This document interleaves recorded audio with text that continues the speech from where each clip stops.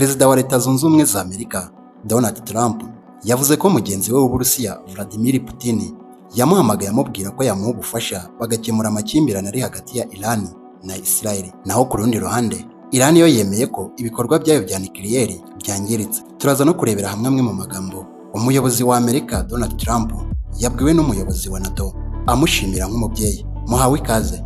Ubwo hari ku itariki ya 25 z'ukwa gatandatu 2025, Perezida wa Leta Zunze Ubumwe za Amerika Donald Trump yavuze ko mugenzi we w'Uburusiya Vladimir Putin yamuhamagaye amubwira ko yamuha ubufasha bagakemura amakimbirane ari hagati ya Iran na Israel, ariko arabyanga. Ibi Trump yabitangarije itangazamakuru ubwo yari yitabiriye inama ya NATO kuwa 24 Kamena 2025.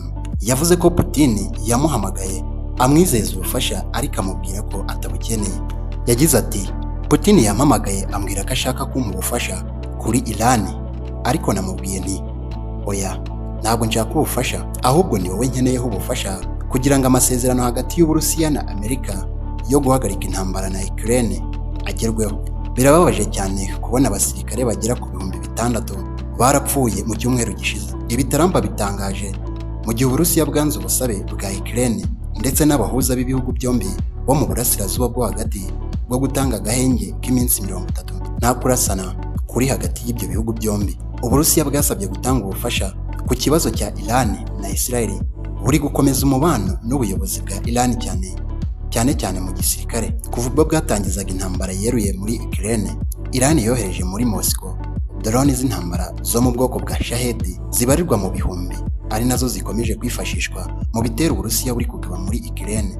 Ibi bihugu byombi kandi bikomeje ubufatanye mu guteza imbere porogaramu zabyo zo gukora intwaro kirimbuzi. Umunyamabanga mukuru w'umuryango w'ubwirinzi wa NATO Mark Rutte yatangaje ko Perezida Donald Trump wa Leta Zunze Ubumwe za Amerika akwiye kubahirwa ijambo avuga. Mu nama y'abakuru b'ibihugu bigize NATO yabereye irahi mu Buholandi kuri wa 25 Kamena 2025, Rutte yashimiye icyemezo Trump yafashe cyo kurasa ibikorwa remezo bya Iran bitunganyirizwaho ingufu za nucleaire no gusaba ko intambara ya Iran na Israel ihagarara. Rutte ukomoka mu Buholandi yavuze ko Amerika ibikwiye gufata icyemezo cyatuma isi ibona umutekano mu gihe byaba biri ngombwa. Yagize ati, nta wundi ku isi ufite ubushobozi bwo gukora ibi, na Amerika yonyine. Yakomeje ati, ufite 25% by'ubukungu bw'isi, ufite imbaraga za gisirikare nyinshi kurusha kure abandi ku isi, amateka kugira ushobora gufata icyemezo iyo bibaye ngombwa. Yanageze aho avuga ko Trump ari umubyeyi. Ati, rimwe na rimwe papa aba akwiye gukoresha imvugo ifite imbaraga.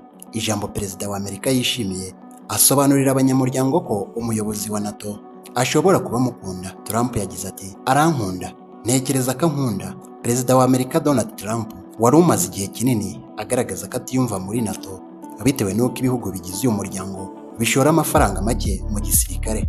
Yagaragaje ko noneho awushyigikiye. Reka ikiganiro cyacu tugisoreza. Tubashimiye kuba mudukurikiye. Naho ubutaha.